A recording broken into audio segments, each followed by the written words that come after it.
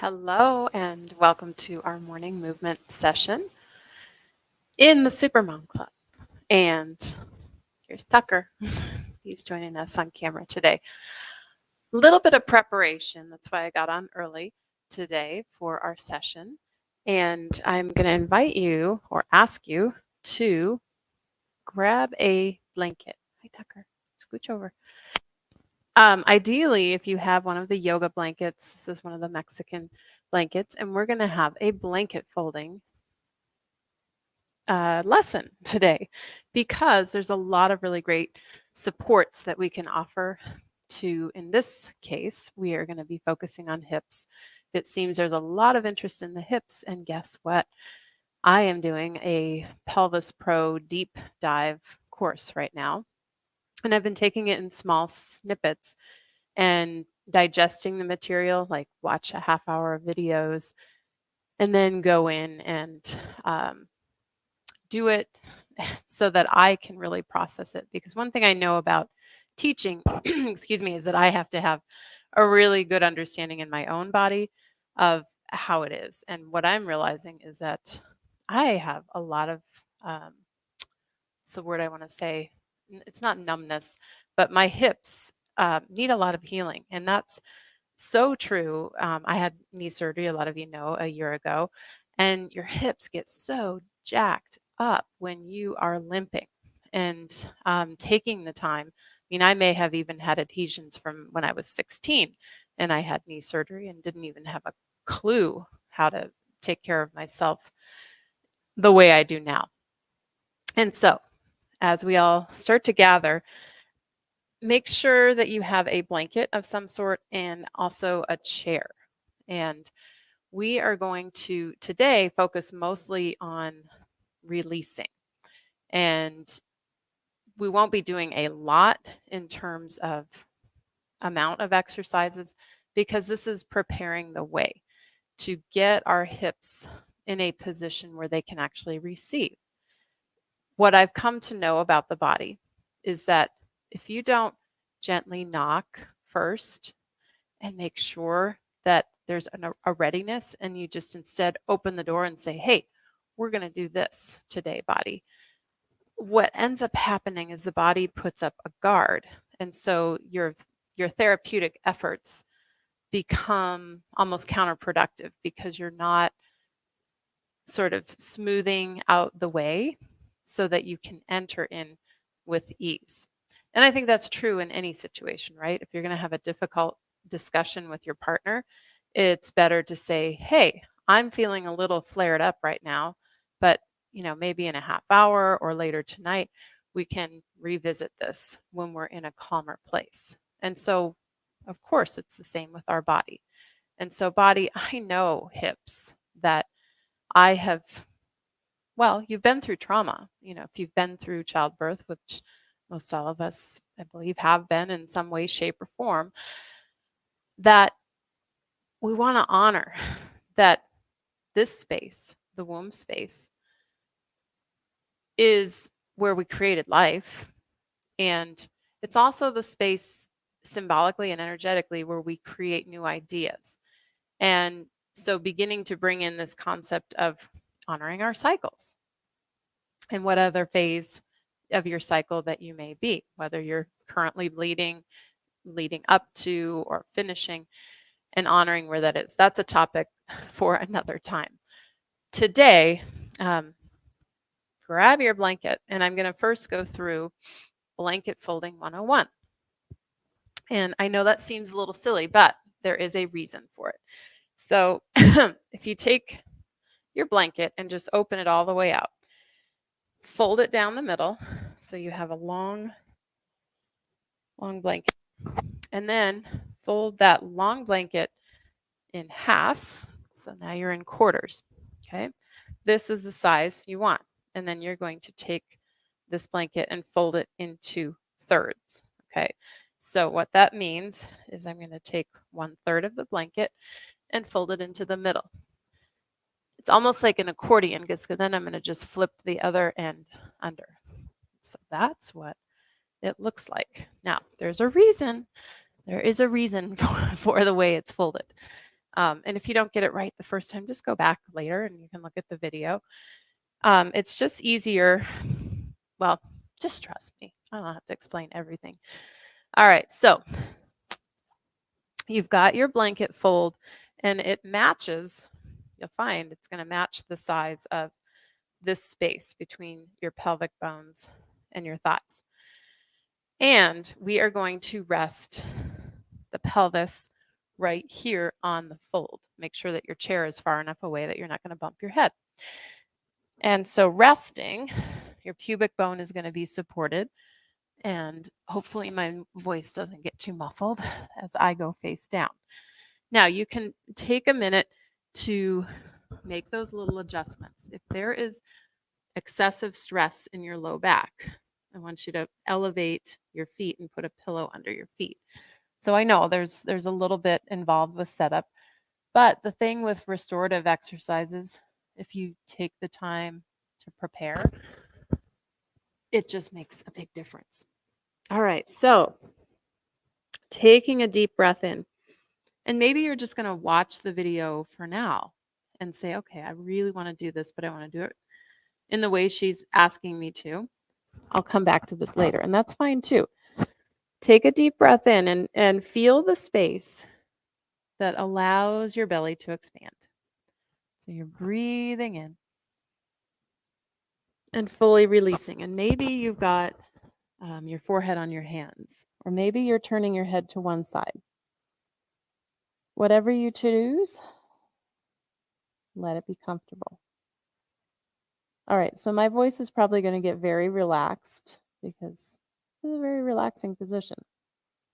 Now, let your knees drop into the floor. And feel the space between your knees and we, in an anatomical terms, call it the ASIS, ASIS. Basically, that hip bone that's in the front that pops out. And just let that go. And if there is tension there that is disturbing or is distracting to you, just simply ask your body, hips, how do you want me to adjust or adapt? And then breathe and relax and feel. Feel the release, feel the letting go. Maybe feel the gripping. Maybe feel the clenching. And ask your body again, how can I adjust to allow for release? If your head is turned one way, I encourage you to turn your head the other way, just so your neck is evenly stretched.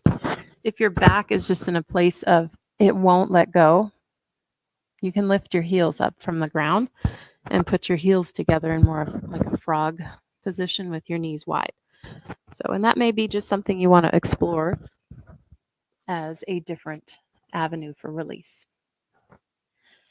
Now, as we release, bring your attention to your pelvic floor. So the space between your pubic bone and your tailbone.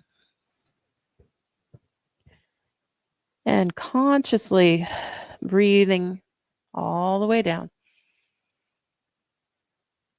And as you exhale, just relaxing that space between pubic bone and tailbone.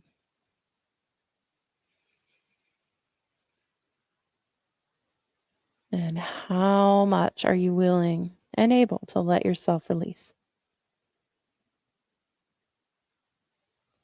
Are you conscious of tension in other parts of your body?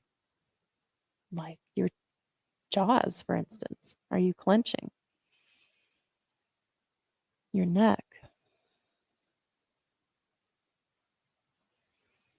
And how is your body compensating for some type of stuck stress or inflammation in your body? And just taking about 2 or 3 more deep breaths here.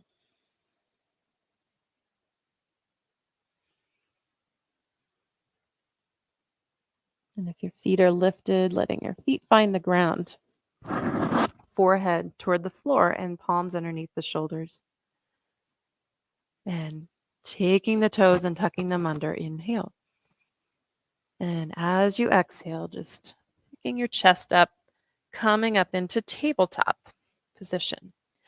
Now you've got your blanket, fold it out, and we're going to fold it in thirds to the center. So you've got one fold and then the other, and you're going to leave like a little opening right down the center. And that is for just basically your pelvic floor so that you can encourage more release that way. So there's your throne. Those are the tassels, but there is an opening right in the middle. And then we're going to sit. And you basically have a little sitting prop for your sit bones.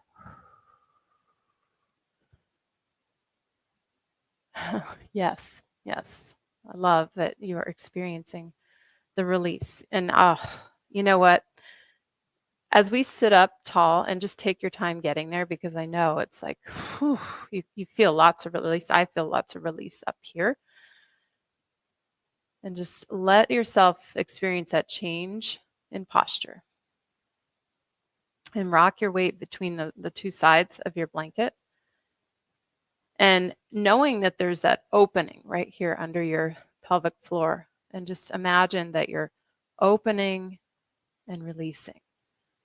Breathing in down into the pelvic floor. So actually the pelvic floor muscles are like a sling. And as you breathe in, they're stretching. It's very subtle. And as you exhale, some of that tension lets go. And then you have your diaphragm up here. So looks like this. Diaphragm drops, pelvic floor drops to receive the breath. Inhale. And then exhale. They just kind of return to their normal resting place. Breathe in. And we could do a whole hour-long workshop on diaphragm pelvic floor dynamics. And so just allow yourself to receive, and noticing if it's difficult to feel the diaphragm. Is it difficult to feel the pelvic floor? There's nothing wrong with you. Just becoming aware of you.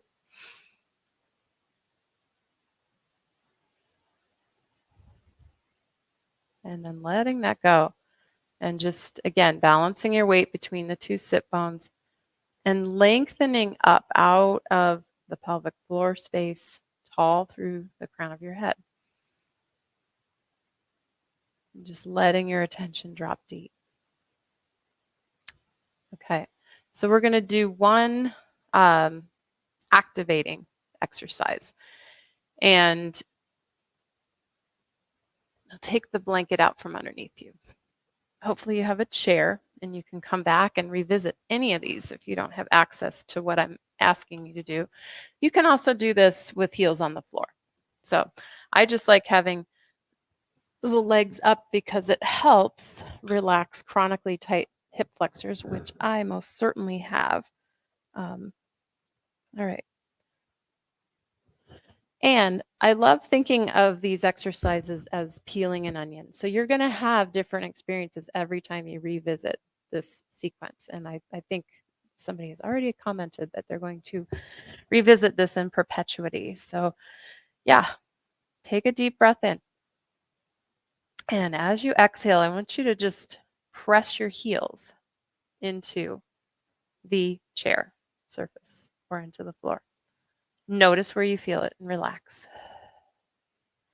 Now, just tilt your pelvis. So you're going to curl your pubic bone toward your navel. And again, notice where you feel it and lower. Okay, if you feel it in your neck, which I just did, you can take your blanket and put it under your head to eliminate that neck tension. Now, our next space to check is our hip flexors. You can take your thumbs and put them into the area where your hip crease is. Now, the goal is to curl your tailbone between your thighs without engaging hip flexors. Take a breath in and just curl. And if your hip flexors are firing up, ask yourself, how can I move without tightening up my hip flexors? Your body will figure it out. You just have to ask the question. The body will find a way. Maybe not on the first, second, third, or fourth try. How can I relax my hip flexors? And then relax. Now, take your heels and dig your heels in. Did your hip flexors just pop out? Okay, so if so, body, how can I press my heels down and stay relaxed? There, now mine are. Now curl pubic bone between the thighs. Still relaxed in the hip flexors. Deep breath in, exhale. Whew. All right, so pressing the heels down and pulling them toward you. Are you feeling this in the distal or back of the knee? So distal being further away from the hip bone, proximal being closer. So when you press down, now I want you to simultaneously curl your tailbone between your thighs and relax. Deep breath in. Now, trying to engage the hamstrings right here. As you push down, put your hands on your upper hamstrings and curl the tailbone from your hamstrings. And then, I know there's a lot here, but pat on your butt and try not to let your butt do it. So we are literally carving new neural pathways. There's a lot here in this video. Like, this is probably worth 10 physical therapy sessions if you've gone to. And I'm not saying I'm better than a physical therapist. I'm just saying there's a lot here. So take it in pieces. Curl the tailbone and then relax it. And is it happening from here? Or are other muscles like your hip flexors?